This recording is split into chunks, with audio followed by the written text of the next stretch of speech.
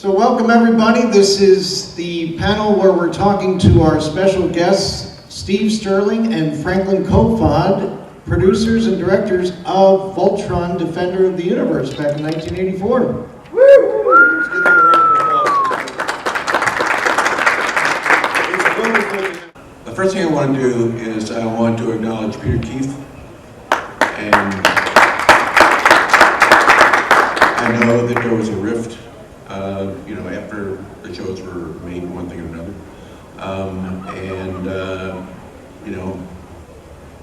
I'll leave it at that. But Peter definitely was Voltron. It wouldn't have been without him. Yeah, anything that Ted did, was the effort of Peter Keith. So I don't know if people saw, I think last week, but his sister posted a little thing on Facebook that said how much she missed him and one thing and another, and I sent it to Kevin and Peter and said, you should try and get her next year, because there's a lot I'd like to know about him. I mean, obviously I worked with him, but we were working, and we did things together. I'd sure like to know more about him, and I think everybody who loves Voltron would like to too. So I think that's wonderful. Okay, that's a great idea. This panel's over. Thank you for indulging me. Yeah, I'll add to that. Peter was the ringmaster, and very proud of it. I don't know if anybody's seen the pictures of him, but he was a very dapper, mustachioed. He had a look and a character, and he played a character. And he played a character. The character of Peter Keith. Oh, sorry. But Peter really got it all rolling, and Ted, I sort of felt, Ted was the guy who set it all up to get going, and Peter was the guy who every day was sweating out what we were going to do, where we were going to make the schedule, and how are we going to make the schedule at all, because it was a real nail biter. But yeah, I totally agree. Peter was, he really had it all going on for us, and he could sort of manage, all the trains down the tracks, and had a good handle on how it had to work operationally, which Franklin really had a handle on. And there was no question from Peter's point of view that we were going to get this done and we were going to get that delivered. So and I too wish he was around, because he would have such an amazing perspective now and stuff. So. All right, every panel would be Peter Keith. I will say he was a sort of a swashbuckler kind of a character. Yeah. So if there was a question of, gee, what are we going to do with this, or what are we going to do with that, he would make it up right away, or he'd come back the next day and say, here's what it is. And you go, okay, great. He really was constantly doing that, and we were just all, in a rush, because I felt like every day we were close to missing a deadline. The big thing in the neck of the fumble was we had to get our mixed master tape to the satellite facility to feed out to all the stations. Right. And we were... It was like a 10 o'clock cutoff at night, and it would go up like at 11 or 11:30. Yeah. And then of course they established a deadline for the uplink, and the deadline for us to get there, and of course we'd always be pushing that. And I think in the whole thing, you might not have missed any. We did miss one, and we got there late, but it was put up twice, and they just put up a thing that went on for a half hour. It said, for some reason it's not there, and it uplinks again at 8:30 in the morning, and I don't know they ever had an uplink after that, additional time, but it's amazing that we made that time so many times. Yeah, the dreaded refeed. Because we were, and you might have been too, but we would be start mixing at 5 o'clock on the afternoon at an uplink, mixing the audio. Yeah. And it was only down the street, and we were pretty close, probably within a mile of the videotape company. Yeah. But it was. It was a lot of fun, damn. So what studio were you working mostly on? Well, we worked at a facility called Premor, which was a post-production facility, And they had a great audio studio, and you know, a bunch of offline rooms and online rooms. Yeah. And I don't think they had a kitchen, so that was a drawback. You guys had a kitchen, didn't you, down there on Lantana? Yeah, we did. We had in the audio recording studio, but we ended up coming up with pre-mortem mix everything too. Oh, you mixed up there too? Yeah. Did Byricker do it? Yep. Oh, okay. Yep. And, Yeah. I remember a number of mornings till 2, 3, 4 in the morning, and that was, but that was a studio that, you know, big, huge, wonderfully facilitated studio.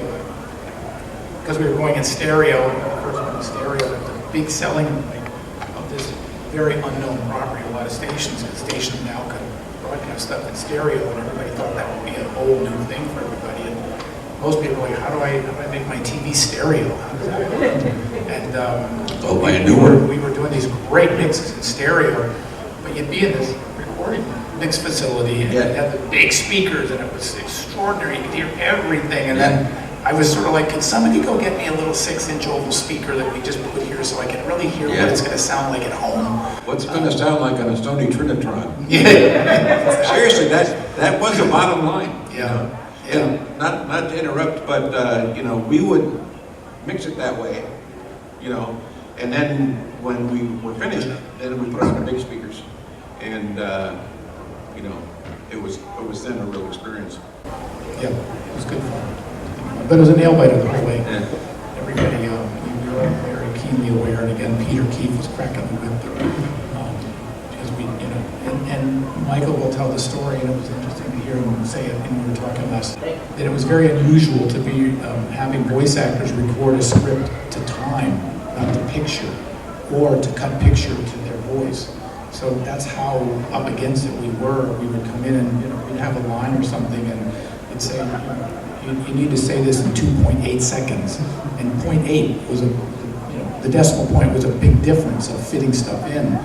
And stuff was getting edited, stuff was being voiced, and then stuff was getting mixed. So if anything didn't fit, it was like, oh my God, how does this work? And so it was this crazy way of doing it, but it was essential to do. And I was recalling, and I'm sure you got a bunch of these too, but with Michael, you know, to say to a voice actor this sort of reverse thing of, you know, I need you to have a lot more energy, but say it slower. You know, I need to have a lot more energy, but take 0.4 of a second longer. It's like, well, how do I say something with more energy that I don't say faster? But all these, they were such pros, they could do all that. And you could sit there and say, oh, you know, that was a great read, but I need it to be, you know, 0.4 seconds longer. You know, and it was just going. But they were such pros. It was just such a treat, such a delight. As I keep saying, it's one of my top 5 career experiences. Wow. Working on Voltron and that actor, that ensemble of actors. I'll make mine top 3. Can I ask you guys something?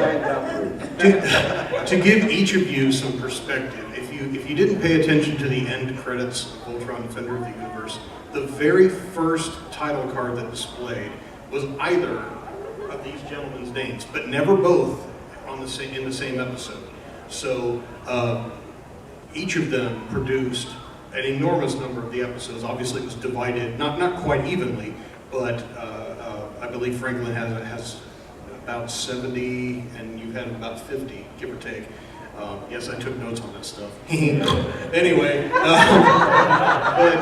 but what I wanted to ask the two of you is, clearly you both had very similar experiences. Did the two of you interact on a frequent basis or much at all? How did that work? So, and you were on the west side of Los Angeles, I was in the valley, and you know, I mean, talking about more than an hour apart. So, you know, I said to Steve, I said, did we ever, when I first saw him last night, I said, did we ever meet? He said, I think we passed in the hall a couple of times, you know, and acknowledged each other, and that was about it. Yeah. I would rush through the door at pre-mortem, post-production, and you would either be going out or doing somewhere else to fix something. And but we had on my end, we used a studio in West LA called the Complex, and just that way. But that was where Earth, Wind and Fire had their offices back in the day. It's where Prince shot a lot of the studio stuff for Purple Rain. But it had a really, really tight vocal recording booth. And it was sort of funny because at the end of the day, the people at the studio, Ted had an office there, the people at the studio weren't so sure they wanted any of the rock and roll people to know they were doing a cartoon. Yeah. So they were like, don't make a big deal about this, okay, but you can take this. You can take the vocal booth over there by the kitchen and you're sort of off on your own. But as it got out, a couple of people coming in for sessions and stuff said, wow, what's going on there? Oh, wow, cartoon, that's amazing. What is it? So then when it came out, they thought it was really hip to be doing that. But we were just churning through stuff, recording, getting it up to the facility, and then getting it all put into the shows and feeding it into the hopper, and it was roaring from there. Franklin, were you sharing your studio space with other productions? Well,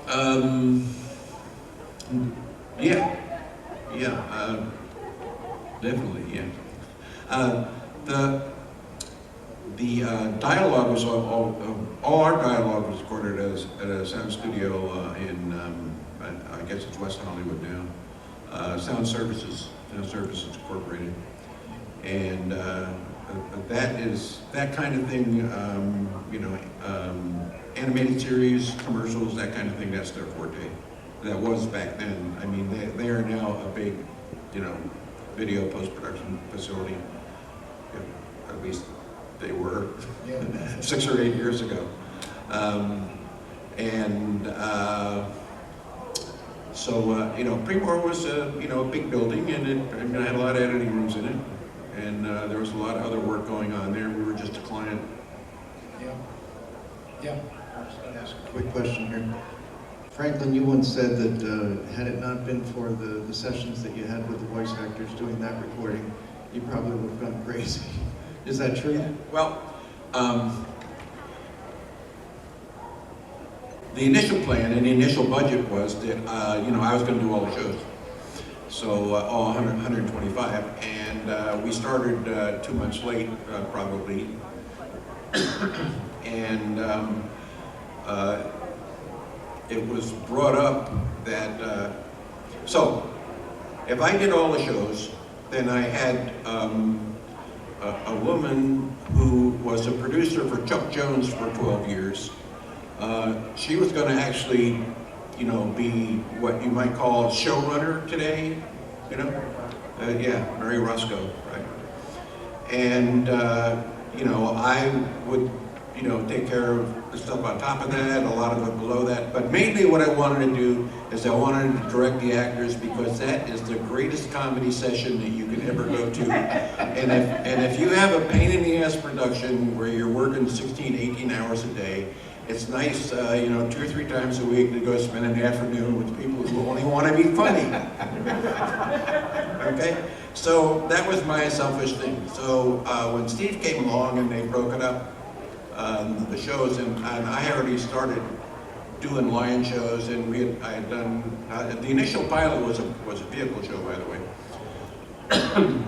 So, and I was doing some of both shows, and, it was decided that, because of time constraints, there was probably some thought in St. Louis that, maybe we shouldn't have all our eggs in this guy's basket, because what happens if, something happens?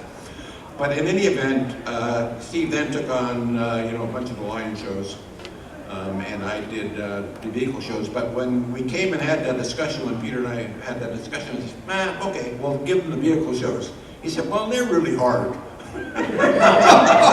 And they are hard, because there are 15 characters, and you still have the same 6 actors. So, it becomes a logistical. So did I answer your question? Oh, yeah. Okay. It wasn't until I digress, so anyhow, go ahead. It wasn't until I started seeing those shows that I realized I got off easy. And I think that's again, Peter Keefe was merciful enough to say, listen, we're going to just get this guy jumping on the runaway freight train here. Yeah. Let's don't give him the harder shows after all. But it was... I knew they would never. I think that, you sort of referenced in St. Louis, but on the business side, what I was sort of hearing was like, there's a lot of money right in this, and God bless Ted, he was going for it every way, and Peter was right there. And it really was, this is the kind of business, if you don't make delivery, you're dead. Like Yeah. nobody, you can miss a feed of one episode and they'll reschedule, refeed the next, hours or days Yeah. or whatever. But you miss a deadline like a week of episode because you think of it, all these stations down the line fit in their schedule, all the advertisers that they put in. There's a lot of logistics and a lot of big money riding on it. So if you miss your delivery, you're gone. And I think it really was more that practical thing of like, okay, there's only so many hours in a day. There's only so many people that can do so much. We have to get these things going simultaneously to get all those episodes delivered. And that's what we were doing. We were like, basically on parallel tracks, just trying to get to the same place and just deliver the amount of episodes because it was 5 shows a week. That's a lot to do with all the things that have to go on with it. So, getting the scripts, getting the voice actors, getting everybody organized, getting them scheduled, making sure everything just ran right on time. And, those oh my God moments of like somebody's not here or something didn't happen or, technical problem in the recording room or something. Okay. Power failure. Power failure, yeah. So, made it very exciting. I'd like to just say a few things about, part of how it all came about, and Ted. Okay. Television stations. So that's where his head is. He's thinking, if I can make a series with 125 episodes, they can run so many times a year, and if it's successful, it sells so much advertising, and it is the revenue generation of 26 episodes is not very much. But if you can have 126 episodes, you can make it up in volume. So I think that was a lot of the initial thinking of, a massive amount of things. And the trilogy, let's get 3 series, okay, and make this trilogy. And so that, I believe early on, that was the, and I was reminded of that over there on one of the slides earlier. And I think that's, a big thing on, how it came about was just the concept of, having a lot of episodes. Yeah, well, to add to that, we all think we know like Hollywood, right? And you think of a guy coming in from St. Louis, and Ted, to his credit, was really a program developer and producer in St. Louis, and that station, KPLR in St. Louis, was one of the most innovative stations in the country at the time, doing original programming. Those people like, we'll take what the networks that will feed us, but to go into LA as a newcomer, Voltron was like the little engine that could, the little robot that could. Because everybody was like, think of it, Transformers was a corporation, right? I mean, Hasbro, yeah. You see that list that was up earlier, which was great to see. Every one of those names had a huge company behind it. And Voltron had, World Events Productions. Like, what? And the fact that it was World Events Productions coming from St. Louis, everybody's like, and that was, I found, like in the early discussions, even with some of the agents and stuff, actors and stuff, one of the things I marveled at is that, and Mike was talking about that again last night, he's very different, but most of the voice actors have a range, right? You can only go so far in your vocal cords and things, so they would have this range that they knew, and I don't think a lot of them were prepared to come and deliver their best characters to these characters, these unknown shows, these unknown people. And back to Franklin's point, when I think the agent said, I'm sorry, how many episodes was that again? Yeah. You say 125, and they're like, you know what, let me talk to him again. And you come back, and then they say, oh, I got a really good character for you, and I see this. It's like they knew that, and not just financially, but they knew artistically and from an acting standpoint, there was going to be something to this, because 125 episodes is no joke.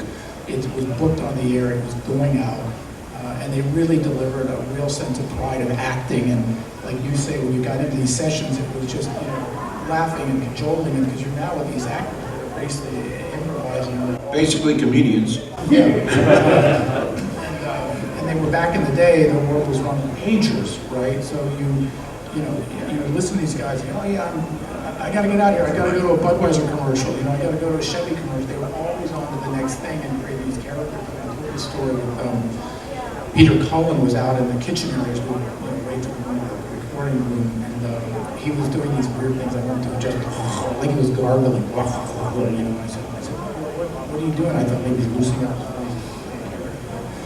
He said, oh, I'm going to an audition for Alien, and I'm trying to develop the sound of the creature. And this is what they were doing. And I said, oh, how do you do that? And he goes, I drink a lot of whiskey and smoke cigarettes. So I'd like to, starting with that, I'd like to talk about how the initial casting came about. This little company in St. Louis is going to come do this, record this cartoon series, right? So, although I did have some credibility from the commercial side and having done also some other series, smaller things, Little Prince, that kind of thing, I had some rapport with some rapport and credibility with some of the agents. But something this scale, I went to a company called the Voice Caster. Now, his job is to cast voices. So when he would call an agent, and we discussed people and listened to tapes and that kind of thing. So we knew who we wanted to audition. When he called, there was no question. Sure, they'll show up for an audition. You know, anybody would, with no questions asked. So we fumbled along with that for a while without having to actually reveal that there's a client with this little company in St. Louis. So anyhow, that was interesting. Of course, we cast it before we did the first pilot, and the characters held up. Yep. Nearly forever. They delivered. Yeah, so I just wanted to make a quick interjection here. Everybody out there, get ready for some questions. There will be a Q&A from the audience. And Franklin and Steve are going to pick the best question, and that person will win this ornament right here. This Voltron ornament. Okay? I think you have the best question.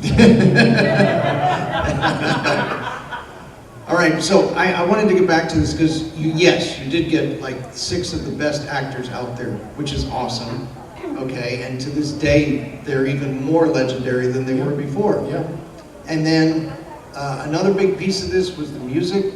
You had John Peterson and Dale Shacker. And then another big piece was the sound and the sound effects and the stereo. And you had Paul Patel and his whole team. And I think you guys said that was the biggest team out of your whole production crew. I'm sure sound effects was the biggest, the biggest crew out there. Yeah. Yeah. Well, for sure. So why don't you talk a little bit about the music and Yeah. Okay.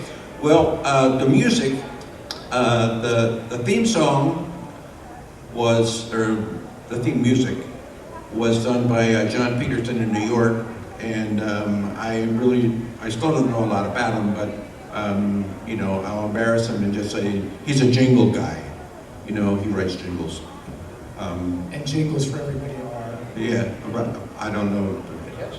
Oh yeah.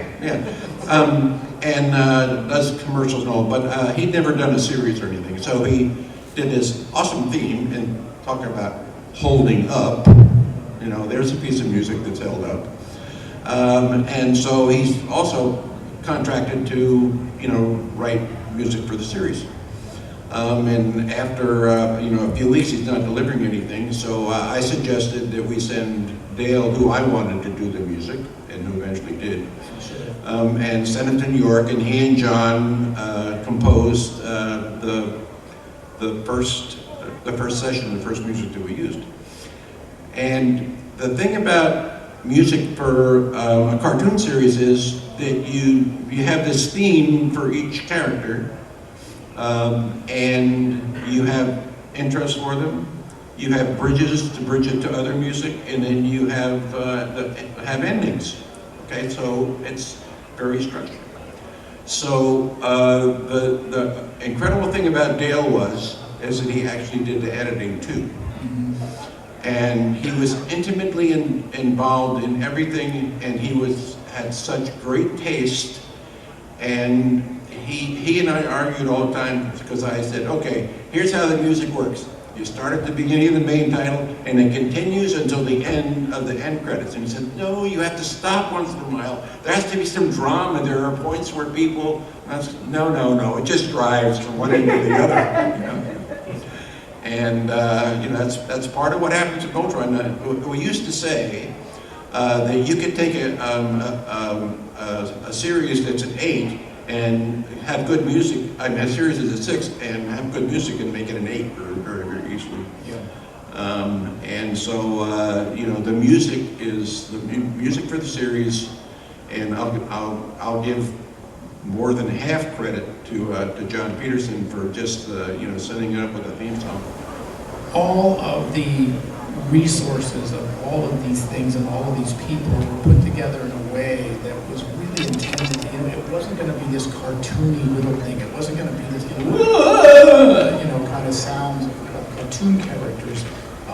It was going to be a real melodrama, like a soap opera. Yeah, animated drama. Stand up to your ears of like oh wow, you guys all grew up on this. But when you take that and sort of this alchemy of and Bob was speak to it for his dad, and bless his dad, he was I sometimes say you could take the same amount of money and go to Las Vegas and figure out if you're going to win enough or more money, then you can go and put it in the entertainment business and see if you're going to do well. Lose it faster.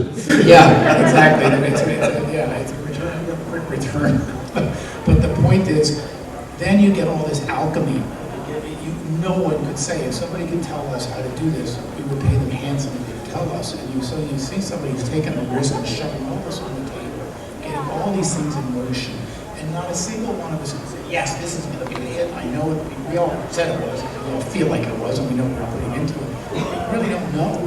And then you find out, and then we're finding out that you guys are home, not just watching in the morning, you're coming home to school to watch it, now you're with your friends talking about it. The fact that we had Princess Aurora, girls to go into school and talk about it on the playground and stuff, and really begin to get some things going. And those responses were coming back through, the ratings side of things. How many households were watching Voltron and what the ratings was, and were advertisers happy or not, and they were, thanks to you watching it. But the other thing that was discovered, I don't know if you remember the conversation, because I was occasionally hearing from guys on the ad side, that we were seeing that in the afternoons, college students were watching it in their dorms, and it was actually quite a good college crowd in the afternoons. And we were like, oh wow, that's great, that's really great. But the advertising was like, no, we can't do anything with that. This is a cartoon series. We've got toy companies that are buying into it. We're not going to switch over to college advertising and stuff. But the fact that it was that drama that college kids, just taking a break at the end of the day, 3, 4 in the afternoon, in sizable numbers, were watching and becoming fans of Voltron at that time, which is to me a real compliment to the drama that was built with all the elements that we had to work with. So I got to say, when you guys have talked about the dialogue and the various voices, that the very small voice cast, it was 6, and then Tress MacNeille for a portion, but she did the first pilot also, and then a portion of the extra 20 episodes. When you take all those voices and the diverse characterizations that came out of that, plus the sound effects, plus the music, if you've ever listened to Voltron Defender of the Universe in the car, the soundtrack is so dense. It is incredible, and you've both spoken to that, and it really is start to finish. I mean, I think a lot of it can work purely on the audio. It's fascinating as an audio-only experience. It's theater of the mind in audio. You can listen to it and have no question about what's going on in the scene. It is that dense, as you say. Yeah. Real quick, did you guys ever have any say in what happened with the feedback that came back from the fans through fan mail? Did you ever have any say in future episodes? Well, Peter answered all fan mail. There were suggestions made, and I think Shannon you might have made a few. You might agree with me. With Marc Handler for the you know, the original series, you know, the 20 original episodes. So yeah, there were a lot of there was a lot of effort put into the last 20 episodes that we could do, you know, essentially originally from our own stories. So the answer to that, yeah, there was a lot of input into that, yes. Yeah, Including from Pam's. yeah, and I mean, listen, She's one of them. in the end of the day, it was all going so fast, and we get things done so quick that there wasn't a lot of room for that till the end. But I do remember a discussion with Peter and the writers, because he was getting, we were getting a lot of fan mail. It's crazy. And but people were asking, what material is Voltron made from? You know, what's the fuel of Voltron? And Peter would have this discussion with the writers, because it was sort of his way of, you know, ensuring that they had a depth of thinking about this. And it wasn't going to be like somebody was going to say, you know, Voltron's titanium, you know, or you know, the fuel is whatever.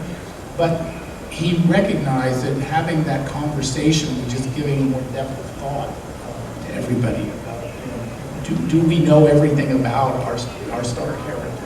And if you know that and can keep adding to it, it just gives you a depth of reference and stuff. So it was fascinating that, you know, he was getting letters. He was saying, hey, there's a kid from somewhere that wants to know, you know, what material Voltron's made of. Another one wants to know what the fuel is. It was like, oh, wow.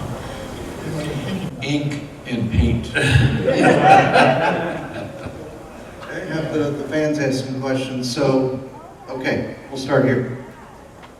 Hey, so question, how much, was there any translation of the source material? Or did No. you just move straight into building No. Later on there was, okay? We did, I'll be honest with you. I mean, that was our attitude, no. We don't want to know what it was. And it gets into something that I was thinking about I need to say. I want to acknowledge Jameson Brewer, who was the initial writer, wrote the series, named the characters. Where do you come up with a name like Pidge? You know, good word. You know, he certainly got the ball rolling, and he had some good writers working with him. I want to say, he wrote every episode because he sat at his manual typewriter, right, with his 3 or 4 fingers, not all of them, and he typed that last script that went from all the notes and stuff that other people had written and everything. So, but he was an old man, and he didn't, you know, he wasn't hip with current stuff, you know, the volume was overwhelming, you know, for him. But he was an awesome guy and a great friend, and you know, he deserves a lot of credit for mixing the initial elements. Yeah, exactly, yeah. Oh yes, I have a beautiful question. Speaking of the elements, what was the ideology of behind the elements, like the black line was stone, the red line was from the lava pits, and the blue line is from the depths of the sea, and the green line is from the winds, and the yellow line is from the desert sands. What was the ideology behind it? I guess the visual, because we didn't have any translation. So it's just, you know, you look at the picture, you make a story, and Jameson was awesome with that. And I think what's interesting to me, and it's so, I don't know if it's counterintuitive or ridiculous, but, you know, what Ted and Peter were acquiring was basically a library of visuals and a library of scenes, right? We could say, oh yeah, it was Go Line, it was Direct. Right.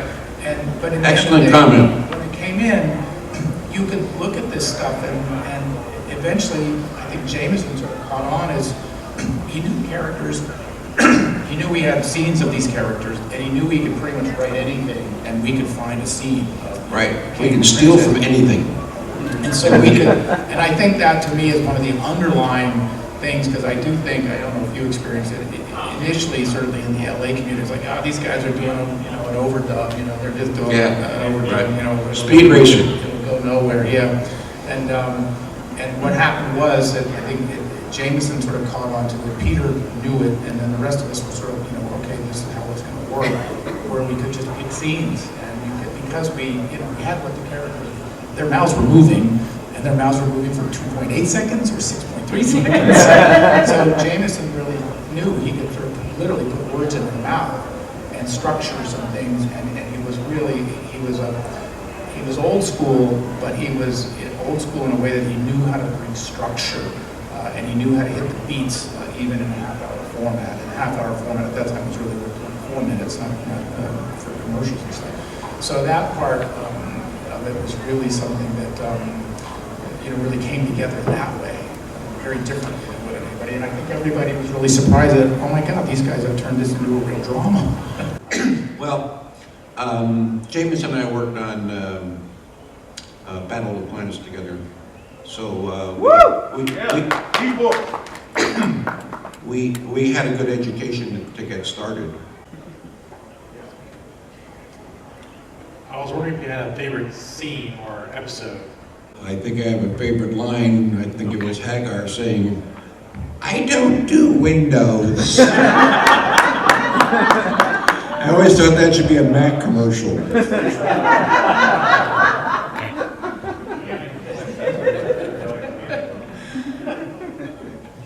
I would say my favorite scene, as silly as is the open. I just love this open. Every time I hear it, every time I see it, it's got it all going on there. So for me, it was the easy part. Like as soon as you hear it, you're like, okay, something's happening. So that the main title was edited by Mary Roscoe and Kelly Sandiford. And God, I get a little verklempt just thinking about this. Peter and I watched it together, the first time we saw it, and we were just stunned. We had no concept that we had something like this. It was just amazing. Yeah. Well, and even wanted to watch the frames sort of flow through with the characters, that was considered a special effect. Yeah. We tried to avoid that. We tried to avoid those expenses. With the slow-mo machines, and all that, because it's $5.50 an hour, and I'll never get it done in an hour. To a guy who runs they did run a video studio. So I assume that in the beginning there was a specific target audience that you were producing towards, and I have to congratulate both of you on the fact that no matter which episode, no matter who was in charge of it, who got that title card, there was so much consistency around that, and I'm sure a lot of that is Peter Keith. Yep. But did the target audience that you had in mind as you were producing change? Because as you said, you had all of these college students watching that you weren't expecting to have. And during the time, those cartoons were very boy-oriented, but then you had people like me who was tuning in every day and truly getting invested in the characters. Was there any change based on the fan mail, based on what Peter was telling you about how you were producing it? There's so much lead time you need in animation, and how long it takes from the time you start, even us, with the pictures already, okay, with the script, okay, and then all the elements have to go, and the recording and the editing and everything. Ever have changed anything we were doing by any outside influence? Yeah, I think the underlying side of it, and from Peter's standpoint, and we were all really into this. This show is not going to talk down to kids. It's going to talk out to kids. Yeah. And that's I think that sort of allowed the drama to play up and get all of you on the point of like, oh, what's going to happen? And I think that's also just the idea that anybody can come back and say, wow, there's a college audience there. And so I think that was something that Peter really set us all up for. We're not going to talk down to kids. We're going to tell stories. It's exciting. And the idea that having a female character in Princess Allura was that idea that, during the robotic superhero craze, which was all boy-driven, here's a female character that can actually be right there with them. And that did have an effect on the ratings as I was doing it. And I learned that then She-Ra came out to her, blew our doors off. So I would add to that there's a lot of double entendre, okay, that the kids aren't going to understand. But I'm hearing about this college. I don't remember this input of this college thing until we started talking about it last night. So there's a lot there that would appeal to college kids, and the college kids and all of us. You know that just going to go over the heads. Probably not going to go over the heads of the children today as much. You know, because I think back, when I was a teenager, what teenagers are, going through today. Wow. I was just sort of curious on the audio side and working in a studio on analog equipment as we get into the future and everything is digital now and feels far less collaborative, I guess. I'm assuming having the tools we have now would have made your deadlines much easier back then. But what I guess just as a personal preference, when you're in a studio doing a mix or playing with knobs, there's like a kind of magic to that. Do you guys feel like there's something that has been lost in the way things are made now, like less collaborative, more streamlined? Yeah. I don't know how much you guys still work in that specific aspect of it. I'm going to let Steve answer that, but I'm going to say one thing before. In a transition that we went through from film to videotape, okay, all the clients said, "Oh wow, we can edit so much faster. We can cut out so much money in the editorial budget." The problem is when you have those tools, you do more. You make more versions. You do more revisions. You got the mic. Go ahead. Yeah, well, I think that, even at that time, there were automated mixing, faders and stuff were moving you to programs, so you could go back quickly and stay where you were. I think the part was really finding that balance, because obviously with voice actors, they're people, you're getting a real action, so really finding that balance and finding, we were sort of, draw a map of like, okay, voice everybody has to hear, the sound effects can punch through, the music has to well up, so sort of look at it all on the screen, what's coming up where, finding that balance, and then once you get enough done, your mixing engineer is, okay, I know where this stuff is supposed to start, and then you keep listening back and forth and stuff, and there was a time when some of my sessions were, Princess of the World was getting to be a little screamy, whiny, and we were trying to roll that off, and we were using equalizers and different things to sort of, alter some of the voices. We knew which effects we could punch a button. Now, a lot of that is, you just sort of talk your way through it. You just, everything you can do in mixing sessions. I've been interested in all the projects that are mixing and stuff. It's so much easier, and the truth is that all of the technical people and sound engineers, they're so onto what they're doing. It's not such a big discovery. It's just like, hey, this is what we're going to do. Here's how it's going to work. Here's what tools we have. Let's do it. And then, how do you like it? So yeah, today is it's unlimited what you have in a room like that. And in fact, now it used to be twice the width of this table. It's like just this big, so you can still have it all. Yeah. So I'd like to make a comment about when I was a very young pup in Hollywood. I was taken under the wing of this Academy Award-winning sound mixer, Buzz Newton in Tadeo. And I think he won 3 Academy Awards.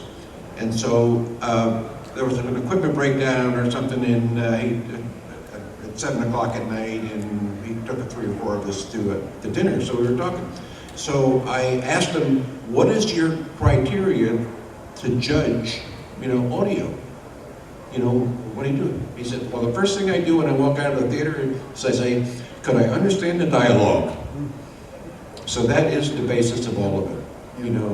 I mean, the music is great, the sound effects are great, but you got to tell a story and you got to be able to hear it.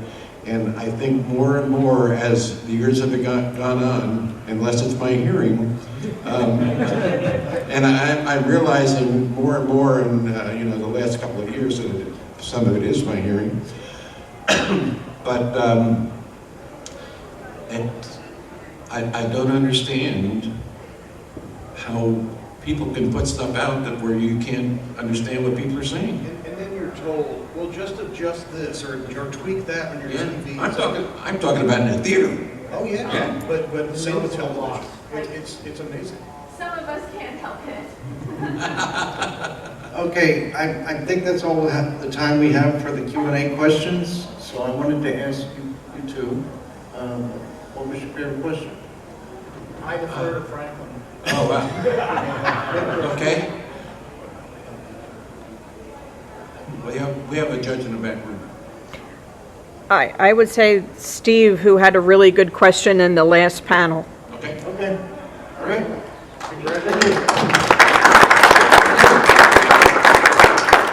I want to say something real quick.